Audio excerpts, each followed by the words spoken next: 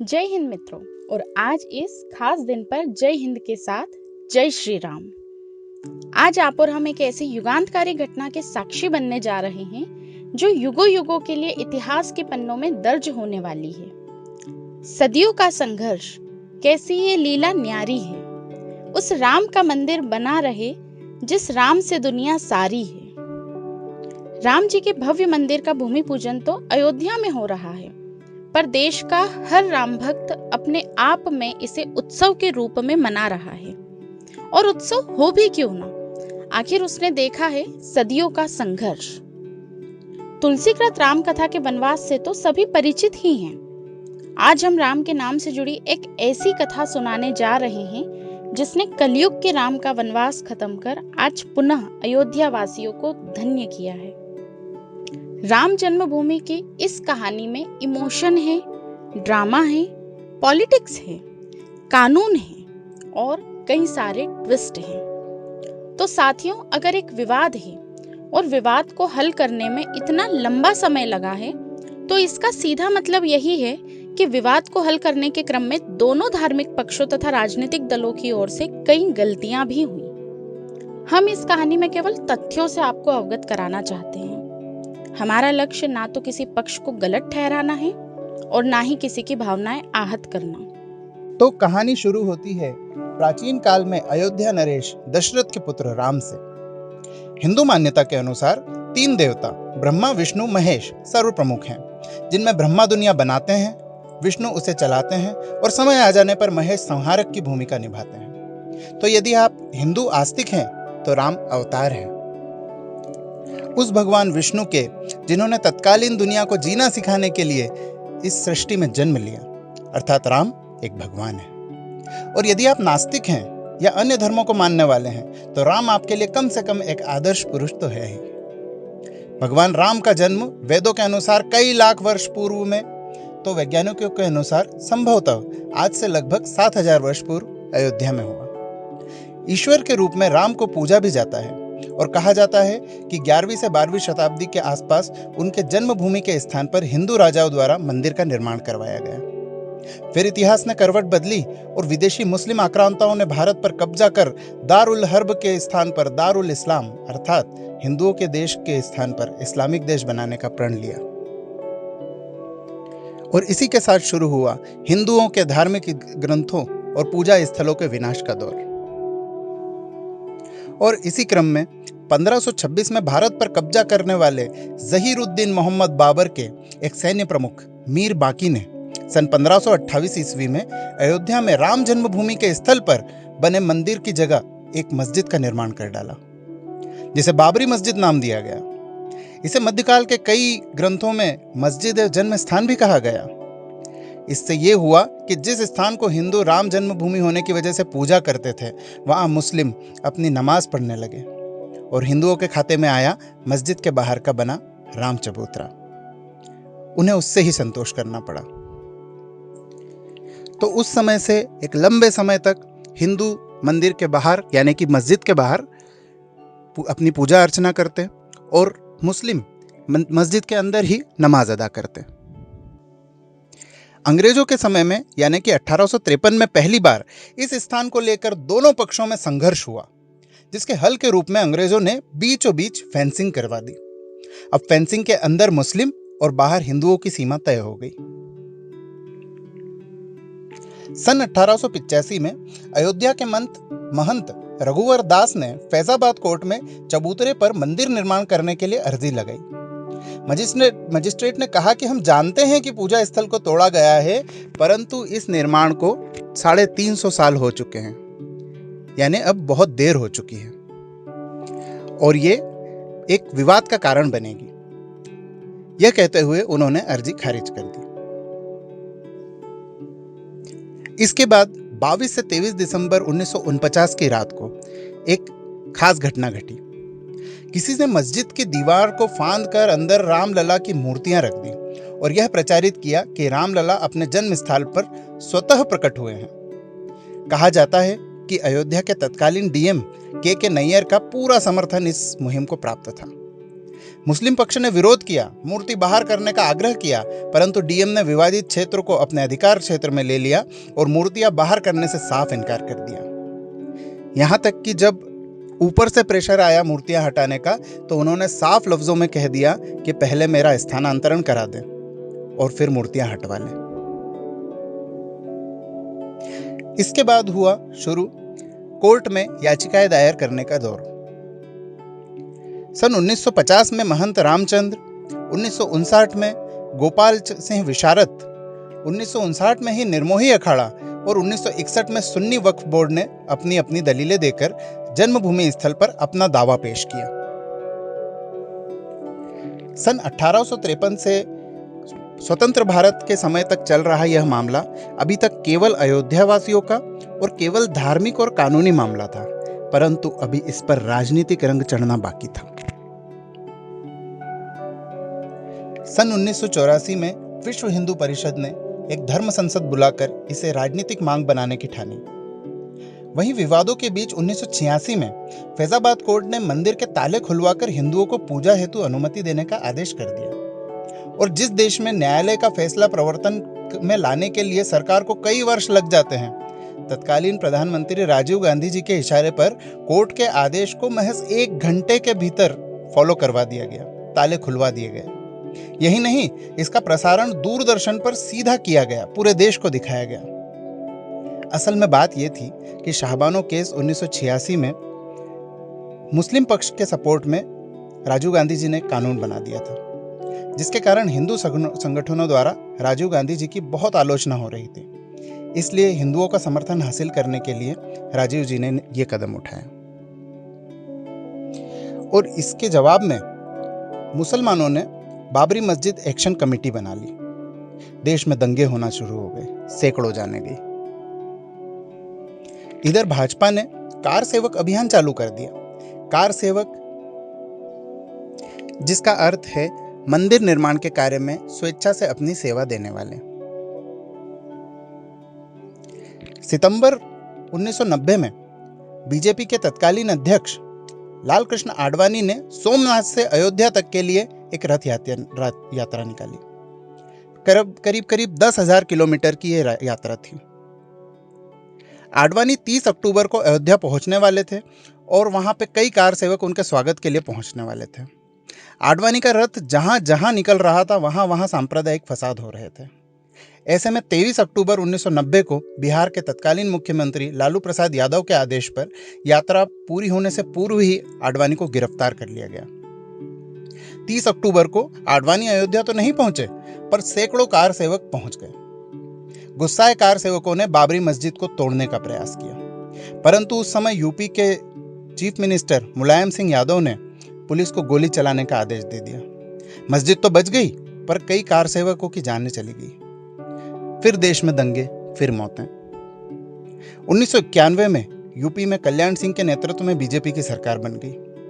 कल्याण ने जन्मभूमि के आसपास का 2.77 एकड़ भूमि का अधिग्रहण करा। और क्यों? टूरिज्म के पर्पस से।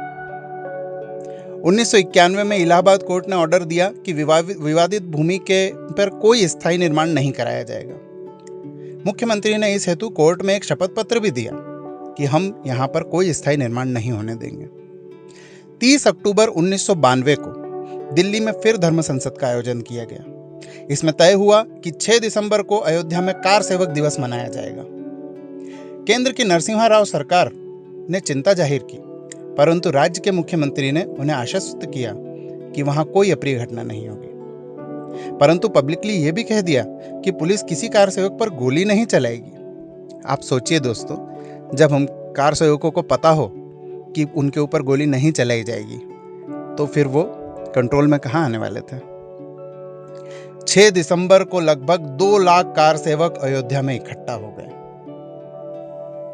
जैसे ही 12 बजी, कई कार सेवक मंदिर के गुंबद के ऊपर चढ़ गए और जो औजार हाथ में आया उससे उस पर वार करने लगे। 5 बजे तक मस्जिद पूरी तरह से ढहा दी गई। रात होते होते उस स्थान पर एक सांकेतिक छोटे से मंदिर को भी बना दिया गया और इस तरह से मर्यादा पुरुषोत्तम राम के नाम पर नारे लगाते हुए हिंदू धर्म के इतिहास का सबसे अमर्यादित कार्य किया गया। मुख्यमंत्री ने घटना की जिम्मेदारी खुद पर ली और पद से त्यागपत्र दे दिया। मस्जिद ढहाने के लिए विरोध में पूरे देश में विरोध प्रदर्शन होने लगे। दंगों में कई हजार लोग मारे गए। मार्च 1993 में इसी नाम पर मुंबई में सीरियल ब्लास्ट हुए। पाकिस्तान और बांग्लादेश में हिंदू मंदिरों को तोड़ा गया और हिंदुओं पर कई अत्याचार किए गए। इवन 2002 में गोधरा कांड जो हुआ और गुजरात हिंसा हुई, उसके तार भी इसी बाबरी मस्जिद को ढहाने से ही जुड़े हुए थे। बाबरी मस्जिद को ध्वस्त करने की जांच करने के लिए लिब्राहन आयोग का गठन किया गया और सीरियल ब्लास्ट की जांच करने के लिए श्री कृष्ण आयोग बिठाया गया। 2003 में इलाहाबाद हाईकोर्ट ने भारतीय पुरातत्व सर्वेक्षण विभाग यानी कि archaeological survey of India ASI को विवादित स्थल पर खुदाई का आदेश दे दिया। ASI ने अपनी रिपोर्ट में बताया कि नीचे लगभग 50 खंबे मिले हैं जो कि इस्लामी नहीं है। उन पर कुछ आकृतियां अंकित की गई है जो कि इस्लाम में नहीं की जाती है। सीधा मतलब था कि वो आकृतियां हिंदू धर्म की हैं। सभी दलीलें सुन लेने के बाद 30 सितंबर 2010 को हाई कोर्ट ने निर्णय लिया। राम मंदिर का केंद्रीय भाग रामलला विराजमान को दिया गया। राम चबूतरा और सीता रसोई निर्मोही अखाड़े को दे दी गई और बाकी पूरा एरिया, पूरा क्षेत्र सुन्नी वक्फ बोर्ड को दिया गया। हाईकोर्ट के इस फैसले से तीनों पक्ष असंतुष्ट थे। उनका कहना था कि आपने ये स्थान दे तो दिए हैं, लेकिन इसमें व्यक्ति जाएगा कैसे? कोर्ट ने कहा कि आपसी सौहार्द बनाएं और एक दूसरे को रास्ता दें, लेकिन इतना ही आपसी सौहार्द होता तो ये विवाद ही ना होता। तो तीनों पक्षों ने हाई कोर्ट के फैसले से असंतुष्ट होकर तीनों पक्षों ने सुप्रीम कोर्ट में याचिका दायर कर दी। सितंबर 2019 में सुप्रीम कोर्ट ने इस मामले की सुनवाई प्रारंभ की। कोर्ट की नजर में यह मामला एक भूमि विवाद था और भूमि के अधिपत्य यानी कि टाइटल डिक्लेरेशन को लेकर उन्हें फैसला सुनाना था। सुप्रीम कोर्ट के 5 जजों की बेंच ने 9 नवंबर 2019 को इस मुद्दे पर निर्णायक फैसला सुनाया। इन 5 जजों की पीठ में अध्यक्ष के रूप में रंजन गोगोई, अशोक भूषण, DY चंद्रचूड़, शरद अरविंद बोबड़े और अब्दुल नजीर थे। यहाँ 5 जजों का नाम मैंने इसीलिए लिया क्योंकि इसमें अब्दुल नजीर भी थे। और इस फैसले की खासियत ये थी कि ये फैसला सर्वसम्मति से आया, मेजॉरिटी से नहीं। जैसे कि पहले इलाहाबाद कोर्ट ने जब फैसला दिया था तो 3 जजों की बेंच थी जिसमें 2-1 से फैसला दिया गया था, लेकिन ये फैसला सर्वसम्मति से आया, यानी 5 जज इससे संतुष्ट थे। तो फैसला क्या आया? सबसे पहली बात तो ये कि शिया वक्फ बोर्ड और निर्मोही अखाड़े के दावे को पूरी तरह से खारिज कर दिया गया। दूसरा, 1949 और 1992 के कृत्यों को एक गैर कानूनी कृत्य घोषित कर दिया गया, मतलब उससे जुड़े हुए लोगों पर वैधानिक कार्रवाई करना ही होगी। और फैसले की सबसे मुख्य बात, राम जन्मभूमि विवादित स्थल पर मालिकाना हक रामलला विराजमान को दिया गया, मतलब स्वयं राम भगवान के बाल्य अवतार को दिया गया। पर क्योंकि राम तो लला है, अतः छोटे हैं, तो वो मंदिर का प्रबंध तो नहीं कर सकते। ऐसी स्थिति में सुप्रीम कोर्ट ने भारत सरकार को 3 माह में राम मंदिर न्यास बनाने का आदेश दिया और ये ट्रस्ट ही उस स्थान पर मंदिर का निर्माण करेगा। साथ ही चूंकि 1992 में 450 सालों से खड़ी हुई एक मस्जिद को 1991 के सुप्रीम कोर्ट के ऑर्डर के बावजूद गैर कानूनी ढंग से ढहा दिया गया था और सरकार एफिडेविट देने के बाद भी उसे रोक नहीं पाई थी, अतः सरकार को सुप्रीम कोर्ट ने यह फरमान सुनाया कि अयोध्या में ही 5 एकड़ भूमि सुन्नी वक्फ बोर्ड को दी जाए, जहां पर एक भव्य मस्जिद का निर्माण किया जाए।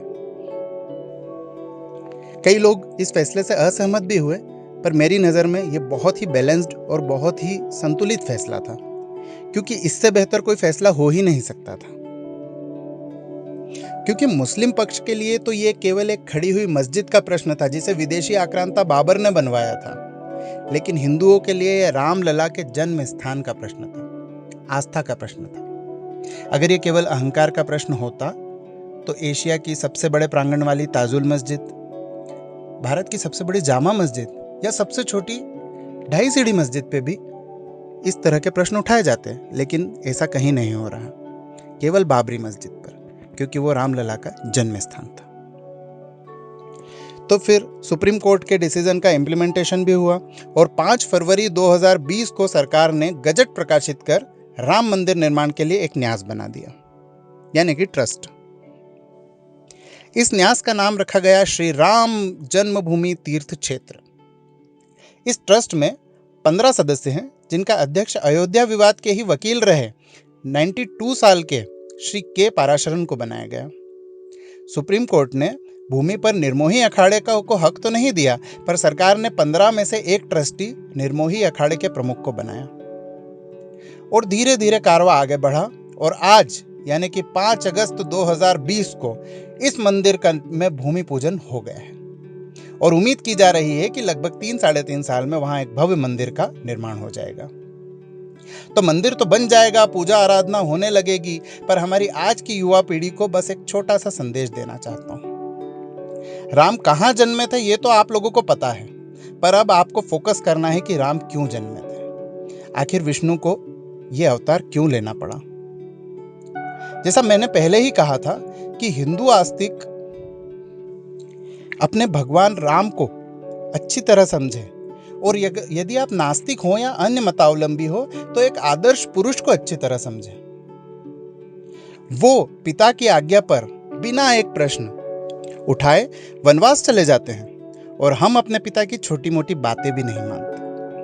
वो अपना पूरा राजपाट, संपूर्ण धरा का स्वामित्व अपने छोटे भाई को सौंप देते हैं और हम अपने भाइयों से संपत्ति के लिए विवाद करते रहते हैं।